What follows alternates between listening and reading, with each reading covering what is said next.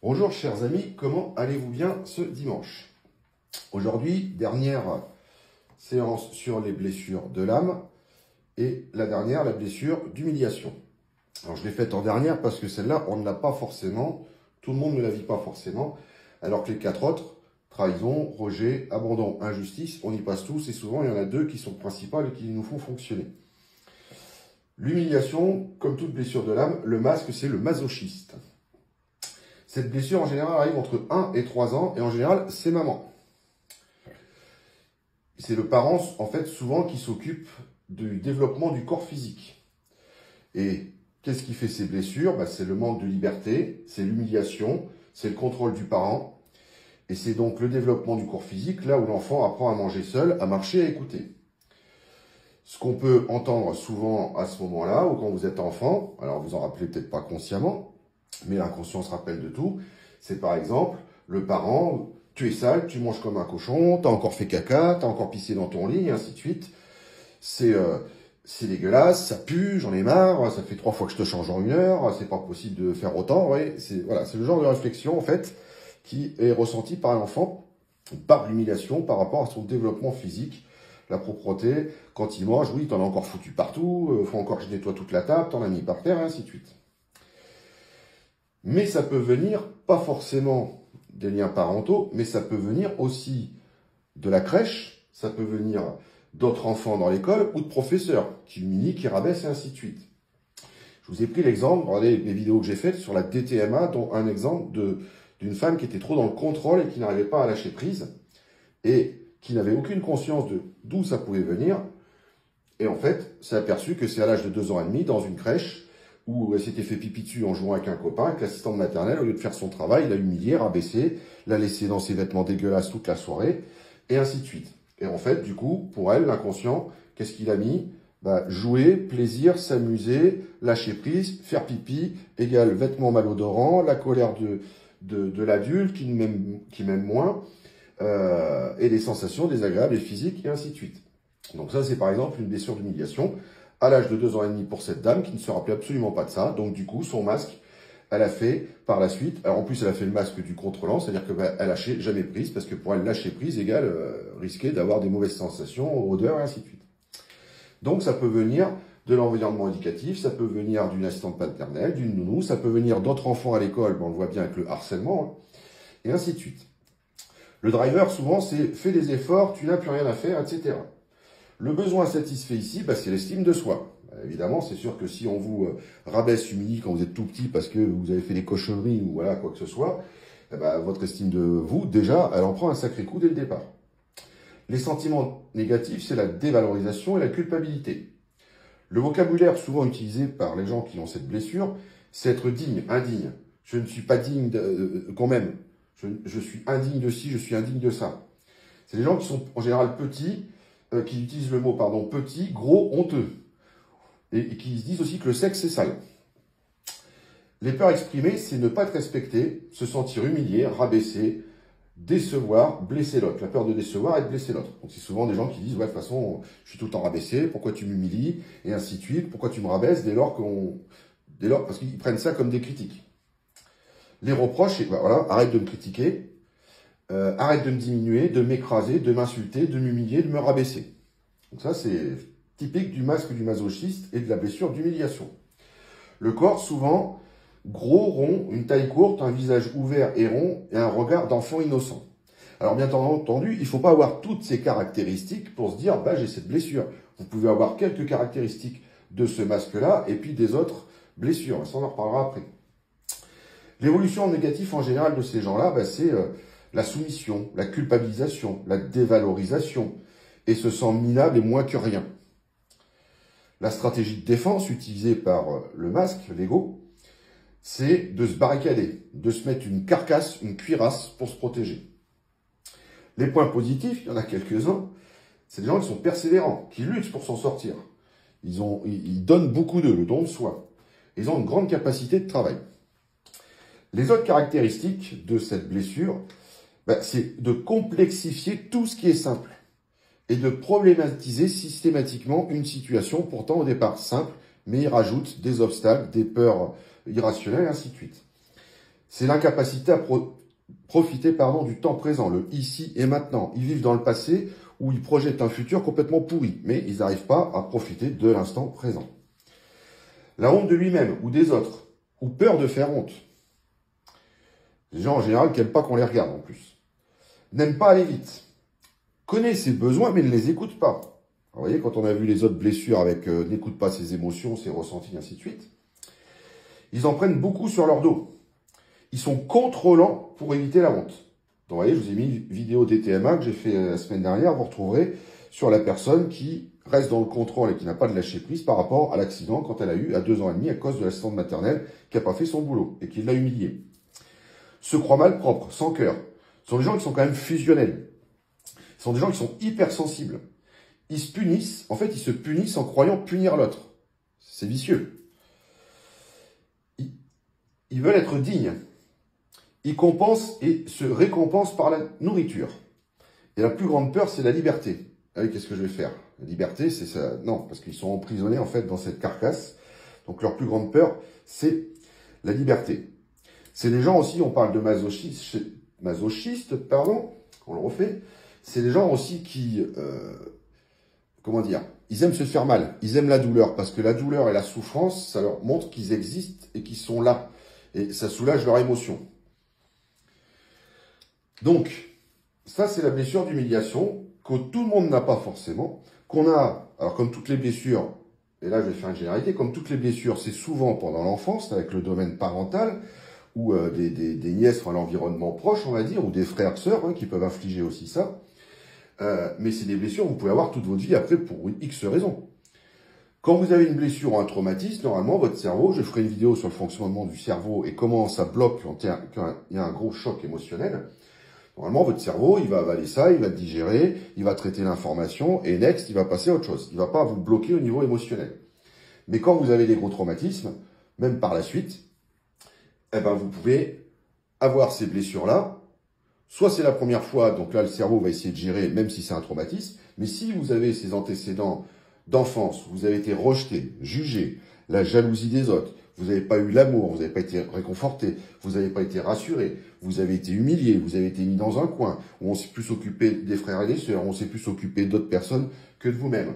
Si déjà vous avez tout ça dans ces blessures à l'enfance, vous le traînez toute votre vie.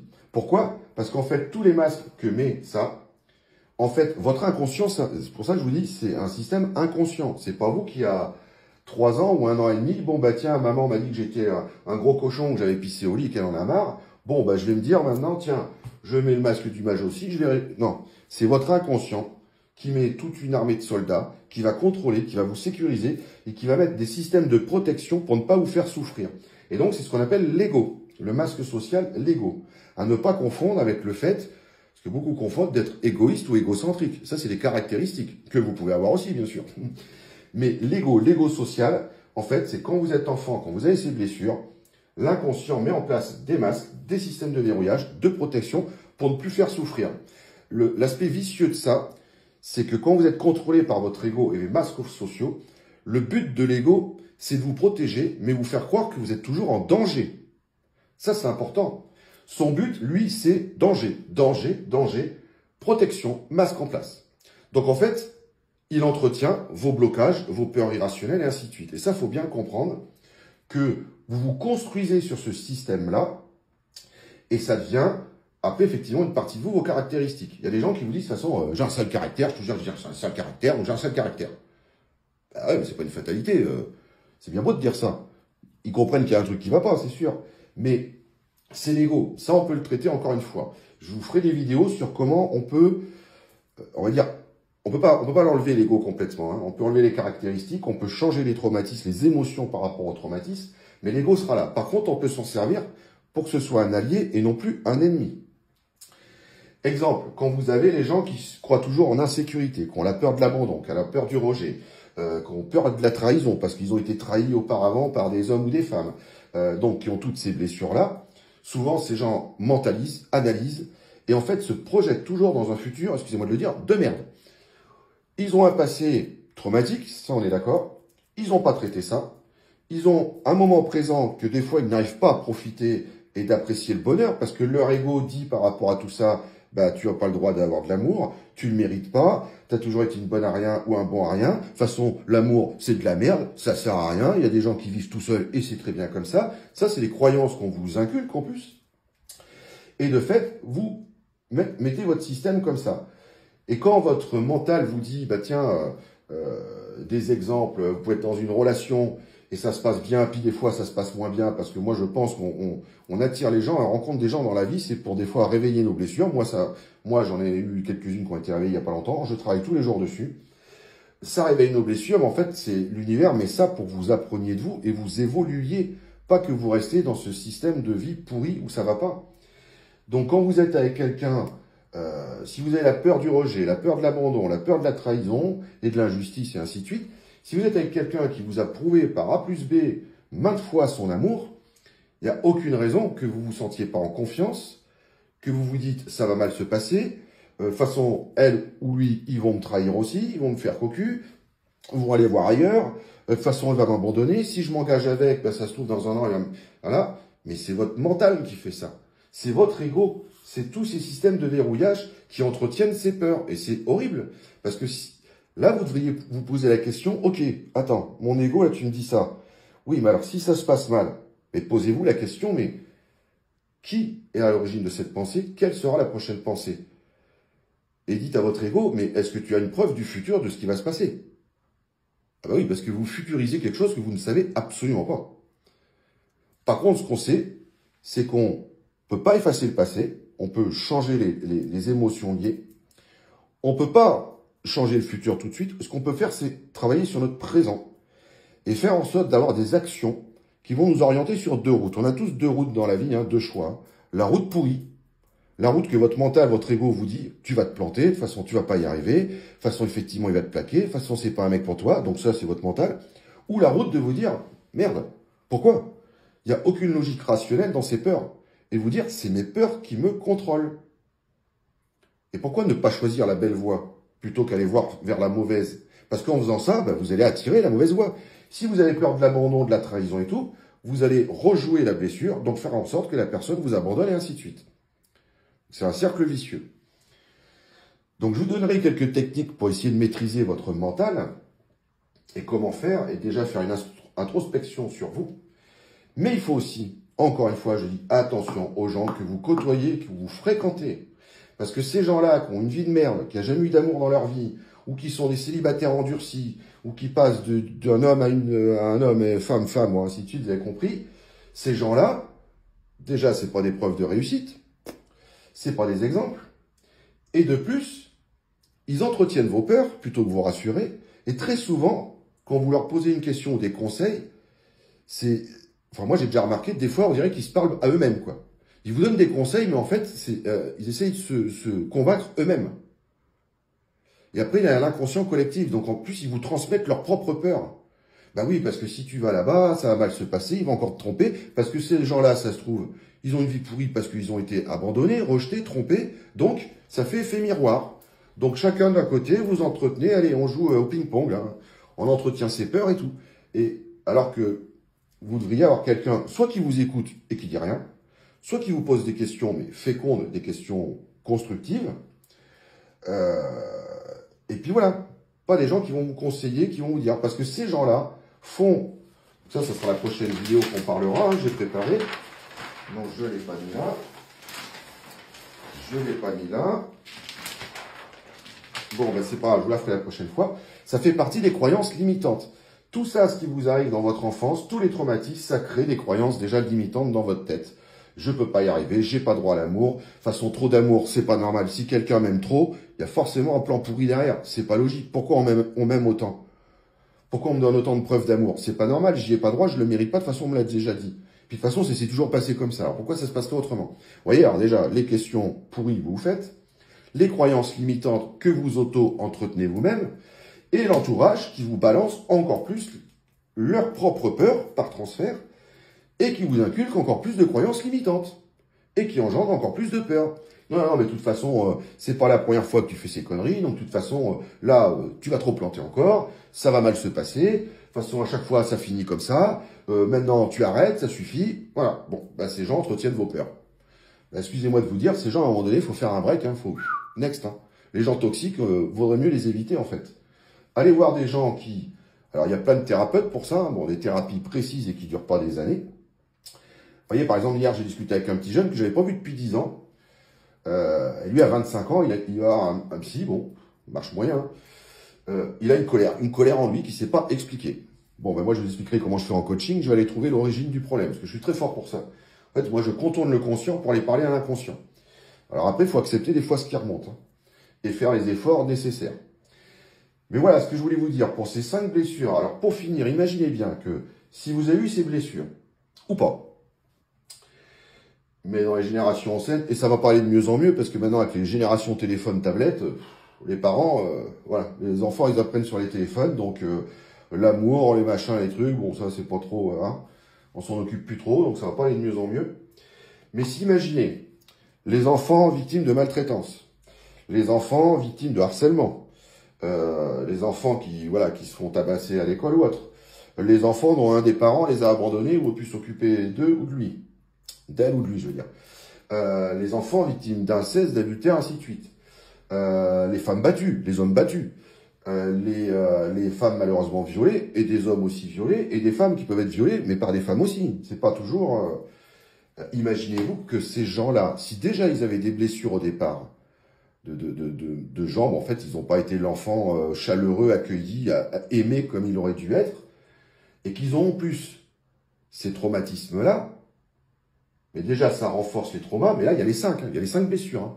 Un viol, un inceste, tout ce que vous voulez, c'est trahison, rejet, abandon, humiliation, injustice. Imaginez comment c'est destructeur au niveau psychologique. Et imaginez que ces gens-là, forcément, ben, ils ne croient plus en rien. Ils ont confiance en personne. Ils ne croient plus en l'amour. Il y a forcément un truc qui va se passer derrière, qui va pas bien aller, parce que c'est ce qu'ils se mettent dans leur tête, ils s'auto-convainquent de ça. Et le cercle vicieux, c'est que ben, l'ego sort ses masques. Alors si vous avez ces 5 blessures, ben, un jour vous pouvez avoir le masque du fuir, du rejet. Un autre jour, vous pouvez passer par le masque du dépendant, parce que vous avez peur de l'abandon. Si vous avez aussi subi la trahison, ben, à un autre moment, vous devenez le contrôlant, vous voulez tout contrôler, et ainsi de suite. Et en fait, on fait une petite chorale, là, on fait les chaises inversées comme au mariage, hein, vous savez. Donc, ben, votre ego, votre inconscient, il vous fait passer de masque en masque. Alors que moi, je suis persuadé qu'au fond de tout le monde, il y a des belles choses à sortir, parce que je l'ai déjà vu, mais c'est ça qui écrase la vraie personnalité, le vrai moi intérieur. Et donc, il faut contourner cet ego, ou en faire un allié, ou l'apprivoiser comme un animal sauvage. Comme je dis, on ne va pas vous changer complètement. On va simplement mettre de côté ce qui vous pourrit la vie, et faire sortir tous les points positifs en vous, la lumière, parce que tout ça, en fait, ça écrase tout ce qui est positif en vous. Comme je l'ai dit, vous vous transformez d'une princesse à un dragon. Vous vous transformez du roi d'un coup au dragon smog. C'est dommage. Et ben, du coup, en faisant ça, vous auto-entretenez vos dépendants, vos masques, vos blessures de l'âme, et vous auto-entretenez vos croyances. Ah ben oui, ben, de toute façon, c'est tous les mêmes, de toute façon, ça peut pas marcher, de toute façon, on m'a dit, puis on continue à me dire d'ailleurs que ça marchera jamais, que si, que ça. Donc faites attention à qui vous écoutez. Moi, j'estime que on a notre libre arbitre. Moi, j'écoute aussi beaucoup de conseils, mais j'ai mon libre arbitre. J'écoute mon cœur et pas toujours ma raison. J'écoute mon cœur. Mais attention, ce n'est ni à vos parents qui ont sûrement eu une enfance pourrie et qui vous ont peut-être pas forcément gâté pendant l'enfance et qui sont peut-être responsables de ça, qui doivent vous donner des conseils. Et d'une, parce qu'ils ont fait leur vie, chacun fait sa vie. Et c'est encore moins aux enfants de vous dire ce qu'il faut que vous fassiez. Parce que eux, ils n'ont pas montré encore de ce qu'ils étaient capables de faire dans la vie. Donc chacun sa place. Et j'estime que chacun est libre de soi-même. Les gens qui sont dans le contrôle, c'est ça qui est paradoxal, les gens qui ont le masque du contrôle et du rigide, qui veulent tout contrôler, bah, quand vous écoutez les uns les autres, vous êtes sous influence, sous emprise, bah, vous ne contrôlez rien. Donc il y a un truc qui ne va pas quand même. Si vous voudriez contrôler, ça ferait longtemps que ces gens-là vous auraient dit « Occupez-vous de vos affaires. C'est ma vie, c'est pas la vôtre. » Donc attention aux gens qui vous entourent. Je vous montrerai une technique où il faut faire une introspection. Mais là, il faut s'isoler, être vraiment seul. Quitte à aller dans un bar le matin, se prendre un petit café arriver avec son petit calepin et ainsi de suite, passer 2 heures, 3 heures dessus, personne ne vous embête, vous connaissez personne, vous prenez votre petit café tranquille, votre chocolat, et vous travaillez sur vous sans influence extérieure. Et je vous montrerai une technique. Alors, il faut revenir sur votre passé, de ce que vous vous rappelez de votre passé consciemment. Donc, il faut revenir à l'âge que vous êtes aujourd'hui, jusqu'à la naissance, de ce que vous vous rappelez consciemment. Et tout ce qui vous est arrivé, les traumatismes, ce que vous avez ressenti, les émotions que vous avez eues, les émotions dans votre corps, la sensation que vous avez eue, tristesse, peur, insécurité, ainsi de suite, ce que vous avez fait en face, et après, de choisir, en analysant ça, si vous pensez que vous étiez rejeté, abandonné, trahi, que c'était une injustice ou une humiliation, et ainsi de suite. Et là, c'est du travail, hein. Mais ça va vous permettre après de tout reprendre. Et si vous avez à la fin, bah tiens, vous entourez d'une couleur, bah tiens, Roger. Et si vous avez plus de Roger, vous dites, oh là, c'est peut-être ça qu'il faut que je travaille, et ainsi de suite. Et ça se trouve, vous en aurez sûrement 2 qui vont sortir en priorité. Donc ça, c'est une petite astuce que je vous montrerai pour commencer à faire le travail sur vous. J'espère que ça vous a plu. C'était la dernière vidéo des blessures de l'âme. N'hésitez pas à commenter et de liker aimer ma vidéo et de la partager. Merci beaucoup, bon dimanche, bonne journée.